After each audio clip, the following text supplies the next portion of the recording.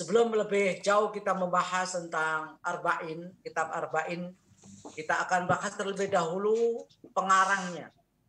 Bukan pengarang tepatnya, yaitu penulis hadis ya. Jadi hadis yang sudah ada itu dikumpulkan kembali menjadi 42 hadis. Yaitu tentang Al-Imam An-Nawawi ya, Ad-Dimashqi. Bukan An-Nawawi Al-Bantani. Jadi Al-Imam Nawawi Ad-Dimashqi. Karena dari Damaskus yang sekarang masuk dalam wilayah Suriah.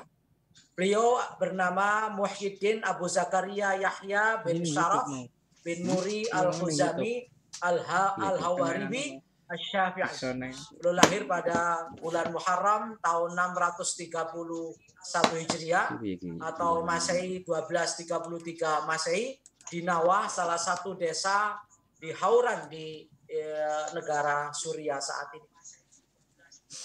Beliau sejak kecil sudah belajar agama, dibimbing langsung oleh orang tuanya karena beliau adalah putra seorang ulama besar dan sejak usia 10 tahun sudah mempelajari Al-Quran dan beberapa ilmu-ilmu yang lain. Bahkan beliau belajar tentang Kutubus Sittah dan termasuk juga selain itu beliau belajar tentang Al-Musnad, Al-Hambali dan Al-Muwatta Imam Maliki. Beliau juga pernah pergi ke Madinah ya 1,5 bulan dan belajar di sana ya, di hadapan para masyayikh dan para ulama-ulama besar di kota Madinah. Dan beliau terkenal sebagai seorang yang sangat zuhud, sangat ahli ibadah, dan beliau sangat sederhana dan sangat kuat semangat dan motivasi belajarnya. Sampai-sampai diceritakan bahwa beliau tidak ingin menyia-nyiakan waktunya berlalu begitu saja. Sampai satu saat beliau tertidur ya di atas kitabnya. Beliau jarang tidur di atas kasur. Beliau tidur itu di atas kitabnya saking lelah. Begitu bangun kembali, beliau menyatakan inna lillahi wa inna ilaihi raji'un. Seakan-akan itu adalah sebuah musibah. Karena dia tertidur, tidak menggunakan waktunya dengan sebaik-baiknya. Beliau terkenal sebagai ulama yang cerdas sejak kecil. Beliau ini mampu menghafal kitab At-Tanbih dan kitab Al-Muhadzab ya, dalam waktu singkat. At-Tanbih beliau khatamkan dalam waktu 4,5 bulan. Sementara kitab Al-Muhadzab karangan Abu Ishaq Asy-Syirazi itu selama 6 bulan. Jadi selama setahun itu beliau hafal 2 kitab ya, di luar kepala tanpa ada rekaman seperti kita ini. Ya. Makanya wajar kalau beliau memberikan syarah terhadap kitab Muhadzab yang jumlahnya 3 jilid dan beliau syarahi dengan Al-Majmu' ya, yang ada jumlah jilidnya sebanyak 23 jilid. Beliau hatam, hafal, dan sekaligus memberikan penjelasan tentang kitab Al-Muhadzab ala madzhab Asy-Syafi'i. Ini menunjukkan betapa cerdasnya beliau, betapa sungguh-sungguhnya beliau, semangat belajarnya sangat luar biasa, sampai-sampai beliau tidak sempat menikah saking sibuknya mencari ilmu dan menyebarkan ilmu kemana-mana. Beliau pernah bermulazamah selama 6 tahun kepada beberapa masyayikh ya. Lalu beliau menulis semua ilmu yang beliau peroleh saat itu, lalu beliau sampaikan kepada murid-muridnya dan beliau sebarkan kemana-mana. Akhirnya beliau pun wafat pada tahun 1277 Masehi atau tahun Hijriah tahun 676 Hijriah. Jadi kalau lahirnya adalah 631 Hijriah dan wafatnya 676 Hijriah, berarti usia beliau sangat relatif muda, yaitu sekitar 45 tahun. Dan beliau menceritakan belum sempat menikah. Tetapi karya beliau ya, sangat begitu besar, segitu banyak, melebihi usianya.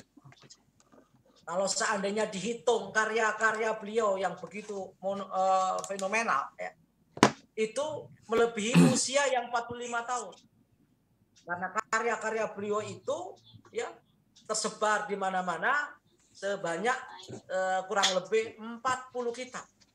Kalau beliau itu setiap atau setiap tahunnya menghasilkan satu kitab, berarti sejak usia 5 tahun beliau sudah menulis kitab. Sampai-sampai kitabnya melebihi usianya, saking produktifnya. Inilah yang dikatakan umur yang berkah. Ya, bahwa umur berkah itu adalah umur yang penuh dengan amal-amal soleh. Umur yang produktif dengan hasil-hasil karya yang diciptakan oleh Imam. Di antara karya-karya beliau meliputi bidang ilmu hadis, ada bidang fikih, ada bidang akidah, adab dan akhlak. Bidang hadis misalnya kita temukan kitab Al-Arba'in An-Nawawiyah yang sedang kita kaji saat ini. Ada sebanyak 42 hadis ya, yang pada dasarnya beliau ini meneruskan kitabnya Ibnu Salah yang berisi 26 hadis. Lalu beliau lanjutkan sampai 42 hadis. Dan kitab yang semacam ini juga ada ditulis oleh para seniornya. Yang ditulis Imam Syafi'i, Imam Nasa'i. Jadi beliau bukan penulis pertama ya, tentang 40 hadis yang dikumpulkan di dalam kitabnya yang bernama Al-Arba'in An-Nawawiyah. Lalu kitab berikutnya yang terkenal di Indonesia juga Riyadhus Shalihin yang biasa kita baca di dalam kajian-kajian kita. Baik di pesantren maupun di musala dan masjid-masjid sudah banyak dikaji tentang Riyadhus Shalihin, kumpulan hadis tentang etika, tentang sikap dan tingkah laku, ya, birrul walidain, kepada tetangga dan kepada sesama umat Islam yang ini sudah banyak dikaji oleh umat Islam di seluruh dunia. Yang ketiga adalah kitab Al-Minhaj yang merupakan syarah Sahih Muslim. Ya. Jadi Sahih Muslim itu disyarahi oleh beliau, dijelaskan oleh beliau dalam kitabnya yang disebut dengan Al-Minhaj. Lalu kitab hadis yang lain yang beliau tulis adalah kitab At-Taqrib wa Taisir li Ma'rifati Sunanil Bashiri wa An-Nadhir, tentang pengantar studi hadis Rasulullah sallallahu alaihi wasallam. Itu adalah karya-karya beliau tentang hadis. Sekarang ada beberapa karya beliau di bidang ilmu fikih, di antaranya adalah Minhajut Talibin, kemudian Raudhatut Talibin, lalu Al-Majmu' Syarah Muhadzab. Majmu' ini adalah syarah atau penjelasan dari kitab Muhadzab yang sebanyak 3 jilid dan beliau hafal di luar kepala dan beliau syarahi sebanyak 23 jilid. Ya, karena sibuknya menulis karya-karya ilmiah itulah kemudian beliau lupa dan lalai menikah. Lalu juga kitab lain bernama Matnul Idah fil Manasik, yaitu tentang manasik haji. Itu juga terkait dengan ilmu fikih. Dalam bidang akhlak kita kenal ada kitab At-Tibyan fi Adabi Hamalatil Quran. Kemudian Bustanul Arifin, ada Al-Adhkar, ya, kitab Al-Adhkar Al-Muntakhaba min Kalami Sayyidil Abrar yang biasa dikenal dengan kitab Al-Adhkar An-Nawawiyah, yaitu kitab-kitab doa Rasulullah SAW yang ditulis dan dikumpulkan oleh beliau yang maksur dari Rasulullah Muhammad SAW. Lalu juga ada kitab Al-Adab, ya, Adabul Fatwa wal Mufti wal Mustafti.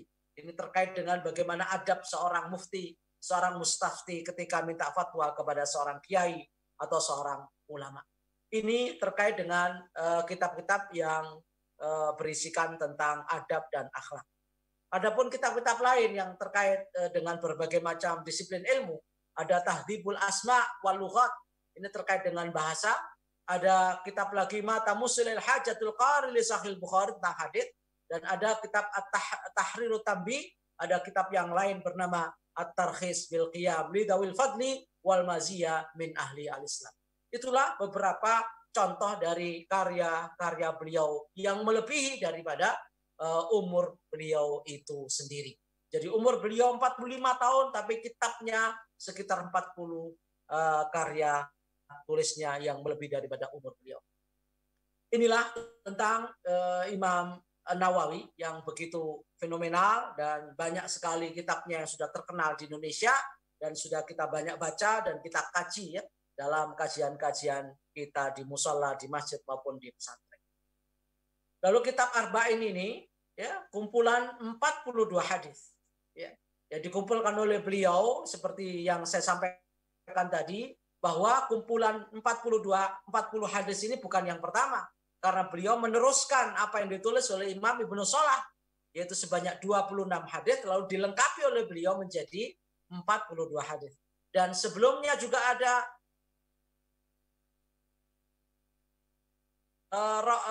para hadis yang juga menulis 40 hadis, di antaranya adalah Imam Hakim, lalu Imam Nasai, dan Imam Daraqutni. Dan 42 hadis yang beliau kumpulkan dalam kitab Arba'in Nawawi ini ya mencakup beberapa aspek kehidupan. Ada masalah akidah, masalah syariah, masalah ibadah, dan masalah muamalah. Mengapa beliau tertarik menulis 40 hadis seperti ini?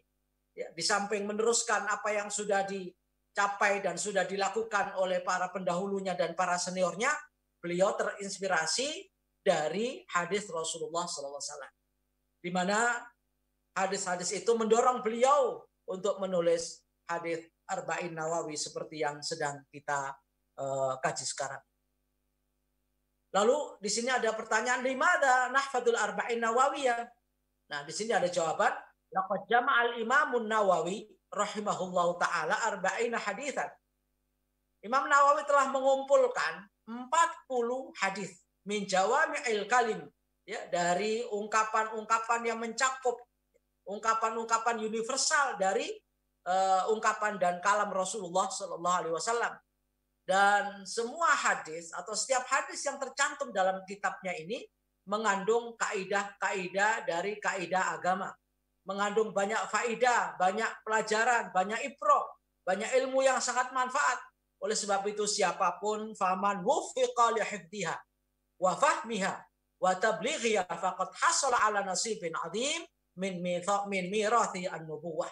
Barang siapa yang diberikan oleh Allah Subhanahu wa taala kemampuan menghafalkannya, lalu mengkaji isinya dan menyampaikan, mengajarkan hadis 40 ini, maka termasuk orang-orang yang telah mendapatkan sebuah anugerah dari Allah Subhanahu wa taala, karena ini merupakan warisan daripada Nabi Muhammad SAW, yang mana Rasulullah sudah memberikan motivasi kepada kita semua bahwa Allah Subhanahu wa taala akan mencerahkan wajah orang-orang yang menghafalkan hadis Rasulullah SAW lalu menyampaikan kepada orang lain.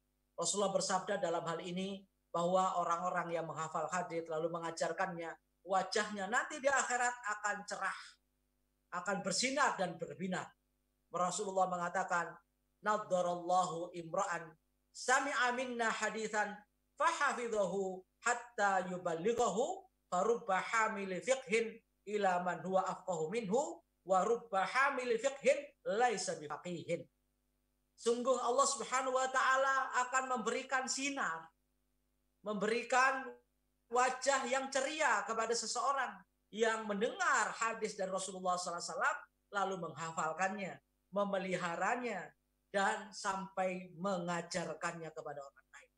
Ini menunjukkan bahwa Rasulullah memotivasi kepada kita kalau mempelajari hadis jangan untuk dirinya sendiri, tapi sampaikanlah kepada orang lain. Dan ini yang memotivasi, mendorong, memacu, memicu Imam Nawawi menulis 40 hadis ini agar bisa dinikmati dan dipelajari oleh masyarakat umum. Bukan hanya dimiliki oleh beliau, bukan hanya dipelajari oleh beliau, bukan hanya dihafal oleh beliau, tapi juga dinikmati oleh umat Islam seluruh dunia. Bahkan ini tidak ada pesantren yang tidak mengkaji tentang hadis Arba'in Nawawi.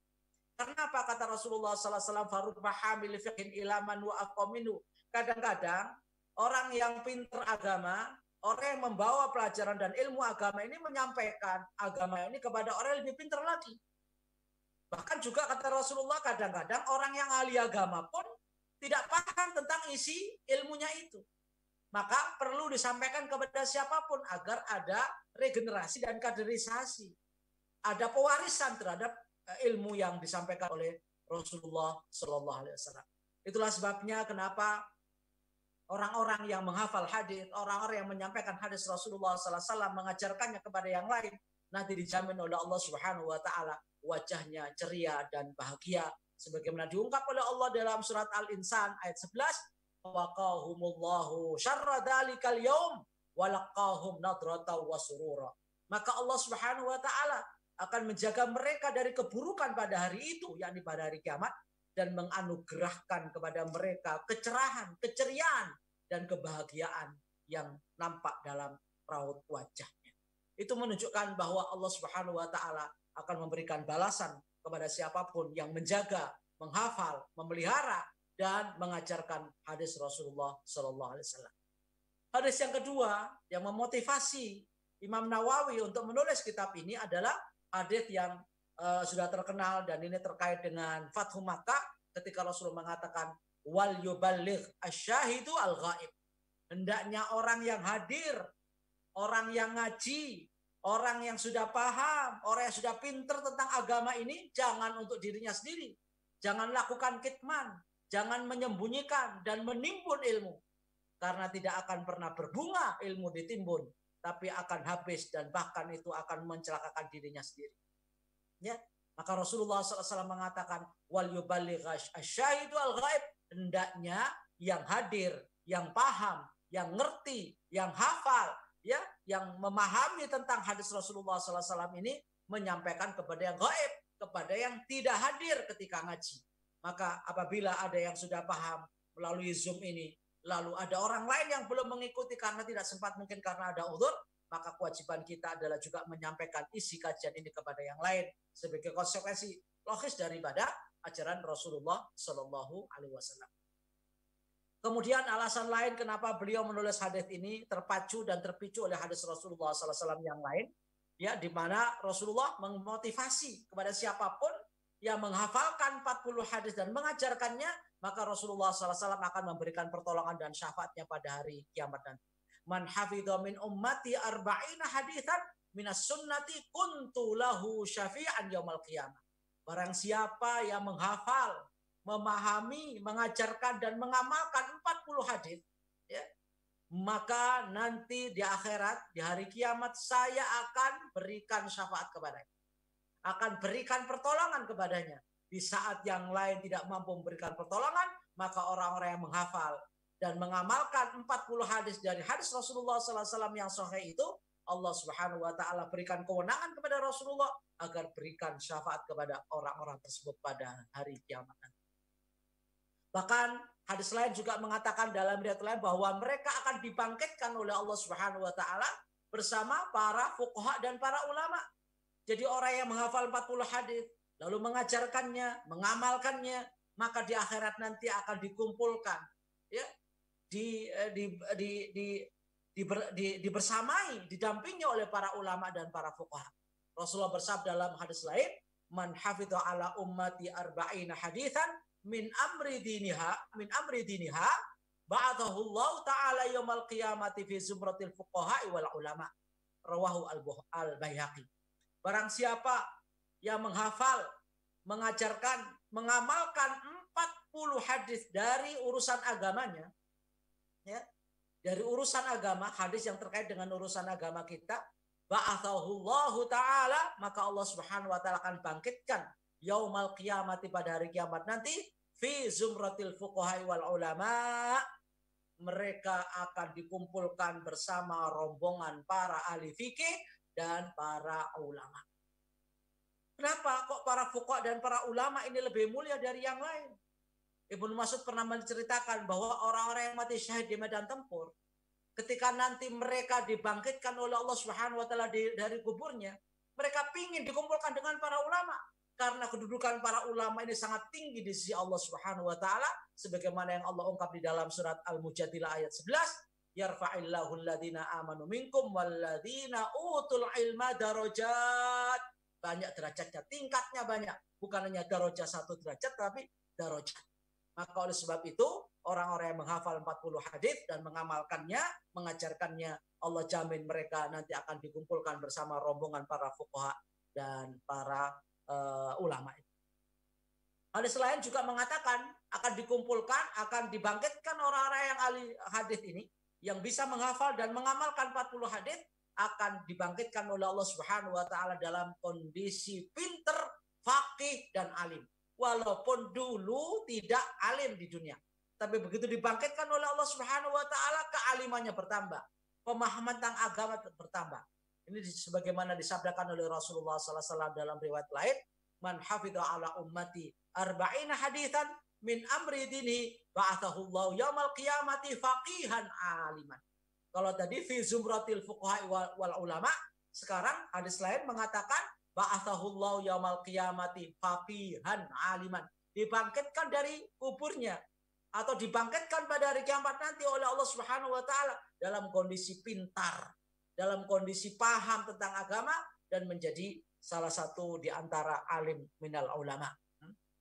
Nah, itulah tentang motivasi yang mendorong Imam Nawawi menghadirkan 40 hadis atau tepatnya 42 hadis yang disebut di dalam kitab Al-Arba'in An-Nawawi. Lalu bagaimana proses penghimpunan? Ya, menghimpun hadisnya di dalam Arba'in ini, beliau hanya cantumkan hadis-hadis sahih saja. Karena hadis-hadis ini sebagian besar ya diambil oleh beliau dari Sahih Bukhari Muslim. Dan beliau tidak ingin merepotkan para murid-muridnya dan para santri-santrinya termasuk kita dengan tidak menampilkan sanadnya secara lengkap.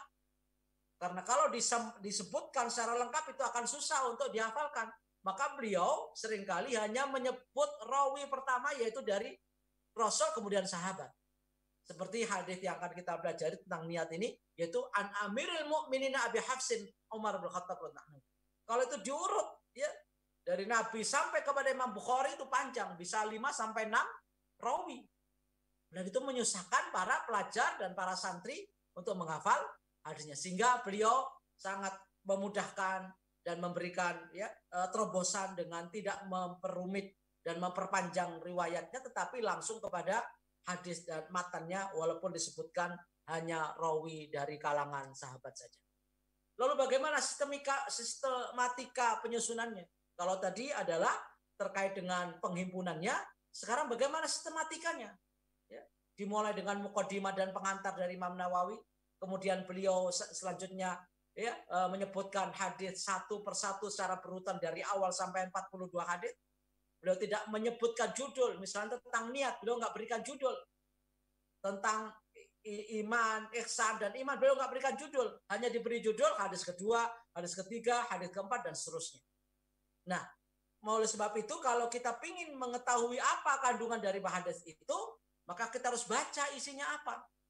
Kandungannya apa? Baru bisa kita simpulkan bahwa ini hadis tentang niat, ini tentang ihsan, tentang bid'ah gitu ya, tentang maghfirah Allah Subhanahu wa taala dan rahmatnya lebih luas ya daripada siksanya. Sehingga ini tidak pernah dicantumkan tema-tema dan judul-judulnya dalam setiap hadisnya. Kecuali hadis ini sudah menjadi syarah seperti Al-Wafi. Maka pasti disebutkan judulnya di atas. Hadis tentang niat, hadis tentang izalatul mungkar, tentang amar nahi mungkar, tentang istiqomah. Itu disebutkan di dalam syarah-syarah kitab Arba'in Nawawi ini. Ya.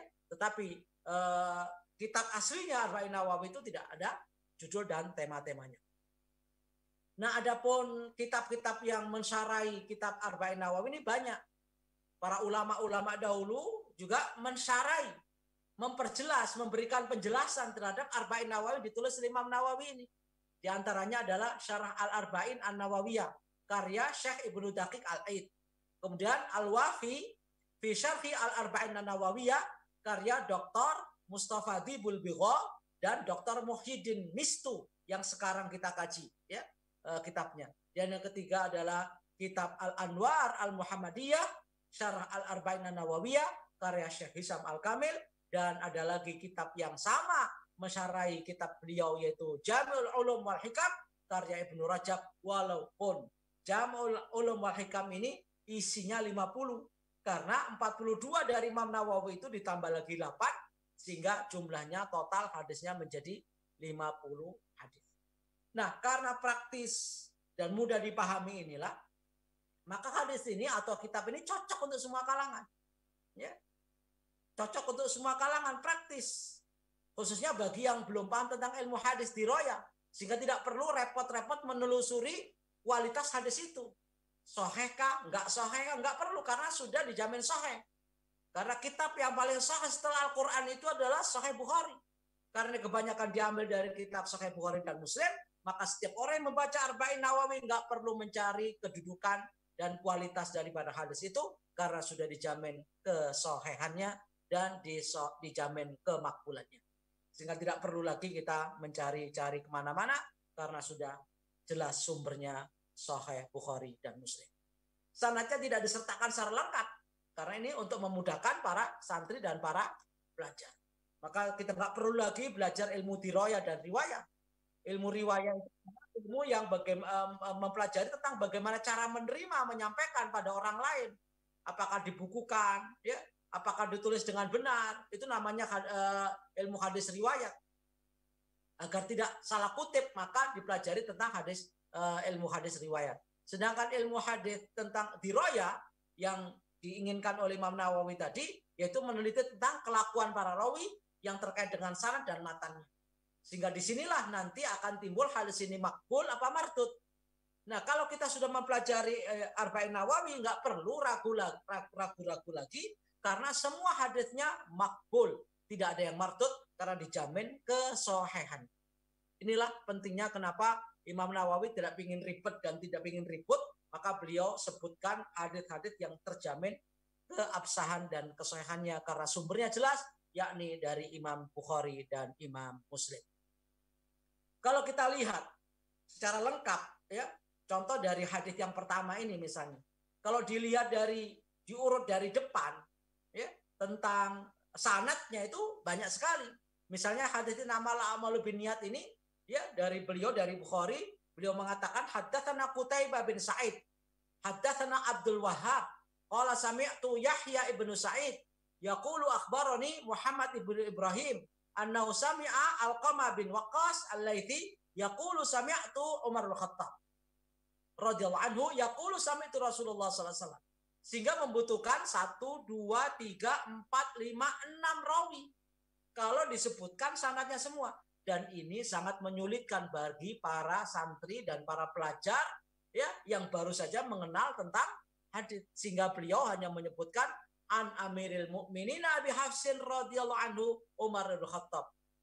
Tidak terlalu panjang sampai nama-nama itu disebut. Walaupun Imam Bukhari itu bukan hanya hafal tentang nama-nama urutan sanadnya, tapi beliau juga hafal siapa orang ini, CV-nya tahu, profilnya tahu, perilakunya tahu, sehingga beliau menaruh, ya, nama-nama itu bukan hanya hafal namanya, tetapi juga hafal tentang profil dan riwayat hidupnya. Maka satu saat beliau diuji karena beliau termasuk orang yang dianggap paling hebat, ya. Di dalam kitab Bukhari itu kan sejumlah 14.000 hadis, ya. Kalau diperas nggak diulang-ulang itu menjadi 7.000 hadis. Dan setiap kali beliau ingin meletakkan satu hadis saja, beliau sholat 2 rakaat.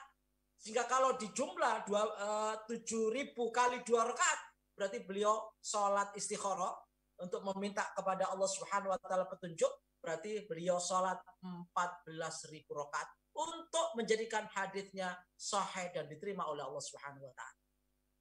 Maka beliau ketika dites, ada 100 hadis diacak. Rawi pertama ditaruh yang ke-10, 10 yang ke-9, 9 yang ke-8, 8 yang ke-20, 20 yang 30, 30, 40 sampai 100 diacak. Kata Imam Bukhari, apa yang Anda sampaikan tadi salah semua. Yang benar bagaimana?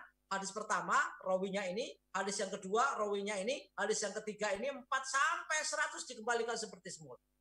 Begitu hebatnya karena beliau itu kalau membaca kitab, itu sekali baca itu langsung hafal seperti fotokopi. Ya, itulah Imam Bukhari, walaupun jaraknya dengan Rasulullah SAW sudah lebih dari 300 tahun atau 3 abad. Ya. Itu yang menggunakan sanad. Yang tidak menggunakan sanad yang nanti kita akan pelajari yaitu tentang hadis yang pertama an Amiril Mukminin Abi Hafsin Umar bin Khattab radhiyallahu anhu qala sami'tu Rasulullah sallallahu alaihi wasallam yaqul innamal a'malu binniyat wa innamal likulli imri'in ma nawa faman kanat hijratuhu ila Allah wa rasulih wa hijratuhu ila Allah wa rasulih wa man kanat hijratuhu lidunya yusibuha aw imra'atin yaqifuha wa hijratuhu ila ma hajara ilaih. Dan insyaallah kitab ini atau hadis yang pertama ini akan kita bahas pada kesempatan yang akan datang karena ini baru mukadimah dan pengantar. Maka sampai di sini saja saya cukupkan pengantar ini, mudah-mudahan ada manfaatnya dan menjadi tamhid, menjadi preambul untuk memahami kitab Arba'in Nawawi yang disarai dengan syarah Al-Wafi. Demikian yang bisa sampaikan. Mudah-mudahan ada manfaatnya, kurang lebihnya mohon maaf. Dan kalau ada yang kurang mohon ditambahi sendiri. Kalau ada yang lebih dari Allah jangan sekali-kali dikurangi. Wabillahi taufiq wal hidayah, waridul inayah, wal afu minkum, wallahul muwaffiq ila aqwamit thoriq. Assalamualaikum warahmatullahi wabarakatuh. Waalaikumsalam warahmatullahi wabarakatuh. Luar biasa. Pendengar dimanapun Anda berada, itulah tadi penyampaian terkait dengan Muqaddimah kitab Sarah kitab Wafi fi Sarhil Arba'in Nawawi, disampaikan oleh Ustadz Kiai Haji Mahmud Mahfud LCMH. Beliau adalah mudir di Pondok Pesantren Tahfidzul Quran Ulil Albab Karanganyar. Dan kalau Anda tahu pendengar, ini berlokasi di Jalan Solo Purwodadi kilometer 7 Ngaglik RT 2 RW 8 ya, Selokaton Gunarjo Karanganyar. Dan ini juga telah dibuka pendaftaran santri barunya untuk 2021-2022 SMPIT PPTQ Ulil Albab ini. Visinya adalah membentuk generasi Qurani cerdas, terampil, dan berakhlak Islami. Nah, ini juga ada tersedia beasiswa prestasi untuk jalur prestasi tahfidz dan prestasi akademik. Nah, silakan bagi punya putra-putri yang setingkat SMP didaftarkan langsung saja ya melalui www.smpit.ulil-albab.sch.id/PSB atau bisa menghubungi 0811944244. Sekali lagi 0811944244. Baik pendengar, sebelum kita lanjutkan, Ustadz Mahmud juga nanti selepas beberapa informasi berikut saya akan hadir lagi untuk sesi tanya jawab ya. Mudah-mudahan nanti bisa interaktif dengan beliau Ustadz Mahmud LCMH ini di sesi berikutnya selepas yang berikut ini. Mal, aku ameh ngomong tapi kue janji lo Mal, aja ngomong sopo-sopo sik lo. Alah, apa to Jo? Rahasia-rahasianan barang lo. Ya pokok main rahasia, oke? Iya, piye? Ada apa bro? Ngene Mal, alhamdulillah iki aku wis nabung sithik-sithik ameh dinggo umroh Mal. What? Umroh? Shh, aja banter-banter, ukur muliane lho. Aku kaget to Jo. Lah, Pak Ijo umroh ndak? Alhamdulillah iki Mang, mumpung enek rezeki. Tapi umrohku nganggo biru apa ya, Mak? Wela, ayo pakai biru umroh Golden Firdaus saja Jo. Lah tapi regane kira-kira pironan ya, Mak? Wah, komplit Jo. Mulai dari 21 jutaan, 24 jutaan, sampai 30 jutaan tergantung fasilitas yang diinginkan Jo. Oh, lah pilih sing ndi aku? Apa umroh plus Turki wae Jo, atau sisan umroh plus Masjidil Aqsa piye? Oh, sik. Tapi birune kuwi piye, Mal? Wela, biru niki yo resmi to Jo. Ada legalitasnya, terus pelayanannya juga bagus. Perjalanannya langsung jeda dengan Garuda atau Lion. Nah, harganya murah dan jujur loh Jo. Cocok iki Mal. Terus aku ki kudu piye ki? Kudu ngubungi sapa iki? Lah, iki rungokno. Untuk pendaftaran, Anda bisa berkunjung langsung ke kantor RDS FM, Jalan Adi Sumarmo 181 Banyuanyar Solo, depan Masjid Mujahidin Banyuanyar Surakarta. Telepon 0271 732 321 atau hubungi 0822 043 9576. Wah, ya wis nek nu, tak langsung ning RDS wae lah. Oke. Tapi perlu diterke ora Jo? Lah, mesti bar kuwi njaluk oleh-oleh iki. Lah kok kowe husnudzon to Jo? Oh, lah modelmu apal aku Mal. Mal. Aku ameh ngomong tapi kue janji lo Mal, aja ngomong sopo-sopo sik lo. Pendengar, Anda memiliki masalah nyeri otot, sendi, tulang, atau masalah di lutut dan tulang belakang, serta masalah stroke? Jangan khawatir. Kini hadir di Kota Solo, klinik nyeri lutut, stroke, dan tulang belakang. Perpaduan beberapa ilmu kedokteran dan teknologi dari Jerman. Tindakan intervensi manajemen nyeri dengan injeksi ozon dan laser intraartikular atau rongga sendi untuk nyeri lutut, sendi bahu, dan tulang belakang. Injeksi ozon dan laser untuk saraf kejepit, serta infus sel muda, stem cell pada penyakit diabetes, jantung koroner, stroke, reumatoid artritis, dan rematik, penyakit autoimun, serta serta asam urat. Untuk layanan konsultasi kesehatan, hubungi Dr. Bobby Faisal SPAK dengan datang langsung ke alamat Jalan Embarkasi Haji kilometer 2 Blok 1 Tugu Boto sebelah kiri seberang Pasar Gagan, atau hubungi Eli Wulandari AKP di nomor 0821 3476 9998 atau WhatsApp di nomor 0889 2302 059. Jadwal praktek setiap hari kerja dan disarankan buat perjanjian terlebih dahulu agar tidak antri. Klinik nyeri lutut buka cabang baru di Jalan Pratidina nomor 7 Kepoh, Desa Tohudan, Kecamatan Colomadu, Kabupaten Karanganyar. Disarankan pendaftaran melalui WhatsApp.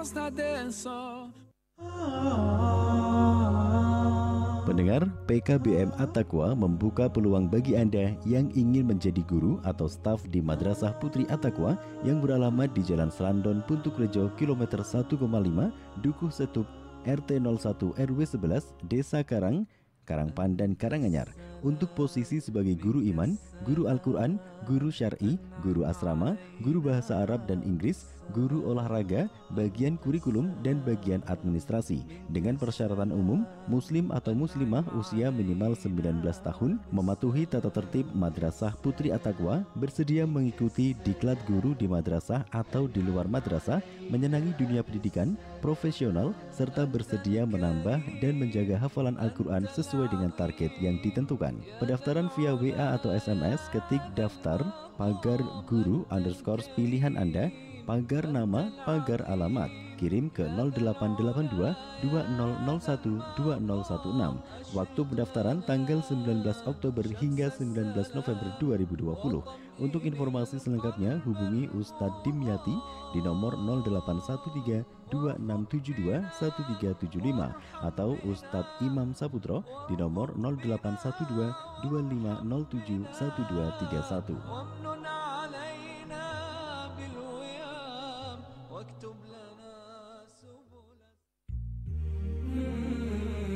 Anda masih bersama kami di 101,4 RDS FM dengan syariah hidup menjadi lebih indah.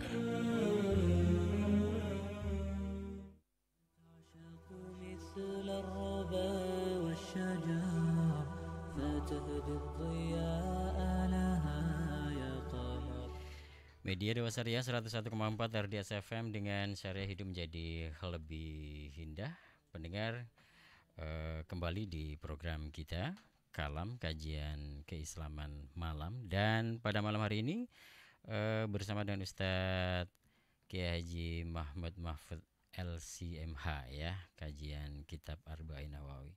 Oke, ini kita lanjutkan dengan tanya jawab interaktif. Silakan Anda yang ingin bergabung bersama kami di 765-1818 atau juga di 081226170777. Barangkali kawan-kawan yang ada di Zoom juga bisa bergabung melalui Zoom. Silakan untuk bergabung bersama kami. Atau Anda yang di 765-1818 terlebih dahulu untuk bergabung, atau 081226170777. Program kita malam hari ini. Ustadz, masih mendengar suara saya, Ustadz? Iya, masih. Oke. Ngikutin. Oke. Iklannya juga ngikutin. Baik, Ustadz. Kalau Imam Nawawi itu kan meninggalnya di usia 40 tahun ya, Ustadz ya? 45. Oh, 45. Jadi masih usia-usia muda lah gitu ya. Muda, ya. Itu setelah ketua antum kali ya? Kenapa? Ketua antum kali ya? Wah, selisih 5 tahun itu berarti. Tapi jangan sampai saya meninggal usia 45 maksudnya. Oke. Jadi ini usia muda setelah meninggal dunia, Bi. Tapi itu setelah menyelesaikan kitab Arba'in Nawawi baru meninggal gitu ya, dia. Ya sudah selesai, bahkan yang Al-Majmu' itu belum tuntas. Yang 23 jilid itu belum tuntas, beliau meninggal sehingga diteruskan oleh muridnya kalau nggak salah. Oke, bahkan jadi Al-Majmu' itu bukan beliau semua, itu kan syarah dari kitab Al-Muhadzab yang 3 jilid. Tapi beliau syarahi sampai 23 jilid. Oke. Ya, lebih dari separuh. Bahkan sampai usia meninggalnya beliau itu ceritanya katanya dikisahkannya belum ini ya, belum menikah katanya. Menikah. Betul. Itulah bedanya kita. Kita ini skripsi belum rampung aja udah nikah. Ya, akhirnya nggak selesai juga ya. Wow, nak tunggale ternyata. Kalau beliau itu sampai sibuknya nggak sempat untuk menikah. Kan banyak ulama-ulama yang tidak menikah ya, diantaranya Asy-Syamakhsyari, kemudian siapa lagi itu, ada banyak yang tidak menikah. Baik, untuk kawan-kawan yang di Zoom barangkali ada yang ingin bergabung, saya persilakan kawan-kawan. Barangkali ada yang ingin bertanya langsung kepada beliau, langsung saja. Adakah? Monggo dibuka mic-nya saja langsung. Atau pengen live di 7651818 juga saya persilakan. Kemudian yang bergabung melalui melalui YouTube kita, karena di RDS FM Solo Channel gitu. RDS FM Solo Channel kita juga live kan di situ dari semenjak awal tadi, dan sudah ada beberapa yang menyaksikan di sana untuk bergabung bersama kami. Karena ini adalah pertemuan perdana kita. Jadi mohon maaf kalau tadi di awal-awal ada error sedikit, itu insya Allah maaful lah gitu ya. Mudah-mudahan nanti ke depan kajian seperti ini bisa lebih lancar lagi di pekan kedua, ketiga, keempat, dan kelima kalau ada. Pokoknya nanti kita akan bertemu terus dengan Ustadz kita ini, Ustadz Mahfud LC MH, di kajian keislaman malam di RDS FM Solo. Pokoknya insya Allah sampai merampungkan 40 hadis loh Ustadz ya. Insya Allah 42 hadis pokoknya. 42 hadis pokoknya harus selesai gitu kan. Oke. Baik, ini banyak hadis yang sudah banyak buku-buku hadis yang sudah ditulis oleh beliau, Imam Nawawi ini, dan yang paling populer itu sebenarnya apa termasuk Arba'in Nawawi ini yang paling populer saja? Ya, jadi yang tipis, yang banyak dikaji oleh banyak orang, termasuk di pesantren-pesantren, bahkan di madrasah-madrasah diniyah, bahkan bukan hanya dipelajari tapi dihafal. Oh, dihafal. Yang hafal Arba'in Nawawi ya. Kalau Riyadhus Shalihin kan tebal tuh, ya. Tidak mungkin dihafalkan karena memang bukunya sangat tebal. Tapi kalau Arba'in tipis, ya mudah dihafal, hadisnya juga pendek-pendek dan sangat tipis dan sesuai dengan kondisi masyarakat Indonesia. Oke, ini ada suaranya agak noise dari Zoom ini nampaknya ya. Oke, bentar, harus di-mute dulu. Oke. Karena memang kalau menghafal 40 hadis tadi keutamaannya luar biasa Ustaz ya. Seperti hadis yang jenengan. Jadi bukan hanya sekedar menghafal ya. Kalau orang menghafal, orang non muslim juga bisa gitu. Artinya dalam hadis yang disampaikan tadi tidak sekedar menghafal saja, tapi juga harus melaksanakan gitu maksudnya. Iya, melaksanakan dan menyampaikan. Minimal menyampaikan lah. Minimal itu adalah menghafalkan. Di situ kata Rasulullah SAW bahwa yang menghafal, menjaga maksudnya di situ menghafal dan menyampaikannya, mengajarkannya. Sehingga beliau ini atau ulama-ulama ini seperti orang yang menjadi penyambung lidah Rasulullah SAW. Tidak berhenti pada keilmuan beliau ini, tapi beliau juga menulis. Makanya ulama-ulama dahulu kenapa bisa kita nikmati hadis Rasulullah, karena karya mereka.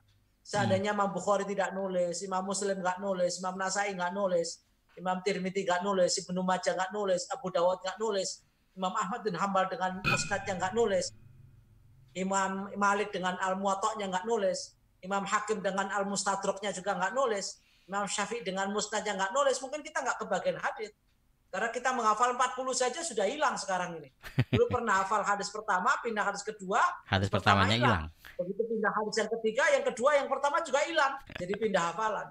Untungnya masih ada cetakannya gitu. Kalau nggak ada, ya habis ada di sudah HP ya. kita kan bisa dibuka. Itulah bisa mengawetkan. Seandainya nggak ada, ya sudah kita nggak hafal, nggak punya dokumennya, nggak punya bukunya, nggak punya filenya, ya sudah hilang. Di kepala hilang, di luar kepala juga hilang. Artinya sekarang ada ya, ilmu yang manfaat seperti ini. Terus ngalir. Jadi sekarang ada Android, ada macam-macam, itu karena memang Allah mentakdirkan kita ketemu itu karena memang kita itu hafalannya nggak kuat ya. Masya Allah, iya. Allah tahu lah kalau kita ini nggak kuat hafalannya, maka dikasih kemudahan untuk membaca kembali. Itu dia. Dan para ulama dahulu itu kan nggak ada HP, nggak ada laptop, ya, lampu juga mungkin pakai obor atau pakai apa yang tidak seperti kita fasilitasnya. Tapi mereka sempat-sempatnya menulis satu persatu, tidak ada mesin ketik gitu ya, pakai tinta, dan tintanya adalah seperti yang kita kenal zaman dahulu, tidak seperti sekarang kan. Satu persatu ditulis oleh mereka, dan itu di luar kepala. Ya. Ditulis begitu. Ini luar biasa. Oke, Ustaz. Lah ada 14.000 hadis ditulis oleh beliau tangan dengan tangannya. Ada tips nggak, Tat, untuk kemudian kita mudah menghafal gitu? Karena sejak SD pun kita sebenarnya sudah mempelajari Arba'in Nawawi untuk dihafal dan sebagainya. Tetapi kenapa juga kita kok kadang sulit banget untuk mempertahankan hafalan itu? Ada tipsnya nggak, Tat, itu? Karena kita ini hanya sekedar untuk ngejar target, misalnya karena ditarget gurunya, demi kelulusan, ya bukan karena kesadaran. Demi kelulusan. Ya. Sama sepertinya kan hafalan Quran sekian juz, setelah lulus ya sudah selesai gitu. Nggak dibaca lagi, nggak dimurajaah kembali, sehingga kita ini mantan penghafal, bukan memang benar-benar hafal, tapi mantan karena nggak murajaah. Lah kalau kita kembalikan ke hadis yang barang siapa menghafal 40 hadis bla bla bla sampai selanjutnya tadi, sementara kita menghafal kemudian lupa, walaupun kita sebenarnya juga mengamalkan bahwa kita selalu berniat baik karena innamal a'malu binniyat. Kita mengamalkan itu. Mudah-mudahan sama dengan apa yang disampaikan oleh hadis Rasulullah akan digolongkan dan didampingi oleh para ulama dan para fuqaha, bahkan nanti dibangkitkan dari kuburnya itu dalam keadaan alim, dalam keadaan faqih, dan mendapatkan syafaat dari Rasulullah SAW. Walaupun kita nggak hafal, Tat. Walaupun ya mudah-mudahan lah, kita berharap lah, mudah-mudahan karena begini Rasulullah mengatakan almar'u ma'aman ahabba, seseorang itu akan digiring, dibangkitkan ya bersama orang yang dicintai. Salah satu bentuk kecintaan kita dalam membaca hadisnya, menghafalkan hadisnya, walaupun mungkin di tengah jalan mungkin ada yang lupa. Tapi rasa cinta itu masih ada dengan mempertahankan amaliyahnya sekalipun belum hafal hadisnya. Maka insya Allah dengan rasa cinta kita kepada Rasul, walaupun kita tidak banyak menghafalkannya dan mempertahankannya, mudah-mudahan kita nanti digiring dan dikumpulkan di akhirat bersama Nabi Muhammad SAW. Amin ya rabbal alamin. Baik, Ustadz dan juga para pendengar, para pemirsa di YouTube juga, ini sudah jam 9. Jadi harus kita akhiri program ini. Barangkali terakhir Ustaz, tadi sebenarnya sudah ada sekian banyak orang yang bergabung di Zoom, tapi ternyata tadi kan ada mati sebentar kayak gitu, nanti sambung lagi tadi masalahnya. Tadi sudah 23-an orang yang bergabung, di YouTube juga sudah ada berapa. Barangkali nanti biar bisa disimak ulang nanti di YouTube kita di RDS FM Solo Channel. Kayak gitu Ustaz, barangkali terakhir sebagai penutup program ini silahkan Ustaz yang disampaikan. Monggo Ustaz. Ya. Yang pertama bahwa hadis ini sangat singkat tapi isinya padat. Maka sebaiknya kita selain mengkaji ya seperti kali ini, maka bisa dibaca sendiri melalui Android-nya, melalui HP-nya, diusahakan untuk menghafal. Kalaupun sudah pernah hafal, hendaknya dimurojai kembali hafalan-hafalannya itu. Karena kita akan mendapatkan syafaat dari Rasul. Kita akan dapatkan ya anugerah dari Allah Subhanahu wa taala, dibangkitkan dalam keadaan seperti orang alim, seperti orang faqih. Bahkan nanti kita masuk rombongan fi zumrati al-fuqaha'i wal ulama. Kita akan digiring oleh Allah Subhanahu wa taala bersama rombongan para ulama dan fuqaha. Maka sebaiknya yang sudah hafal dipertahankan, yang belum hafal mencoba menghafalkannya, dan semakin hari insya Allah akan bertambah pemahamannya. Dan yang lebih penting lagi, kita berusaha untuk mengamalkan. Baik. Terima kasih Ustaz untuk malam hari ini. Mudah-mudahan bermanfaat dan barokah untuk kita semuanya. Sampai jumpa pertemuan berikutnya Ustaz ya. Pokoknya nanti akan saya ingatkan lagi. Oke. Baik, pendengar dan juga Anda semuanya yang bergabung dalam program ini, terima kasih atas kebersamaannya dan mohon maaf bila ada banyak salah kata dan error di malam hari ini. Mudah-mudahan di pertemuan berikutnya kita diberikan kekuatan Allah Subhanahu wa taala untuk bisa memahami yang kita pelajari untuk kedepannya kitab Wafi fi Syarhil Arba'in Nawawiyah ini. Baik, terima kasih. Alhamdulillah, subhanakallahumma wa bihamdika asyhadu an la ilaha illa anta astaghfiruka wa atubu ilaik. Assalamualaikum warahmatullahi wabarakatuh. Waalaikumsalam warahmatullahi wabarakatuh. Jazakallah khairan ya Syaiful. Ya, amin. Baik ya, Ustaz. Pendengar, baru saja kita ikuti kalam kajian keislaman malam. Ikuti kembali Kalam esok hari hanya di 101,4 RDS FM. Dengan syariah, hidup menjadi lebih indah.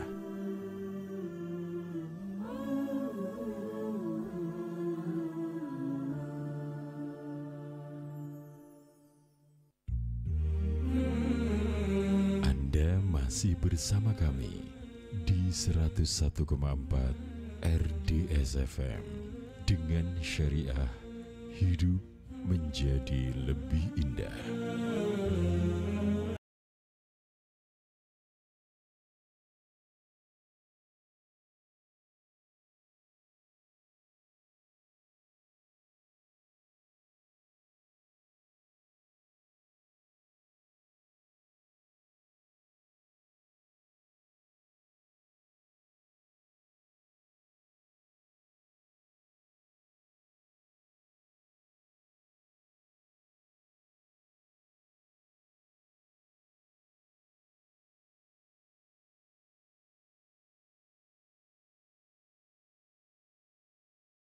Seorang laki-laki yang soleh dengan seorang wanita solehah yang menikah karena Allah, ketika keburukan rupa dan kecacatan fisik menjadi ujian atas pernikahan mereka. Hari pernikahanku, hari yang bersejarah,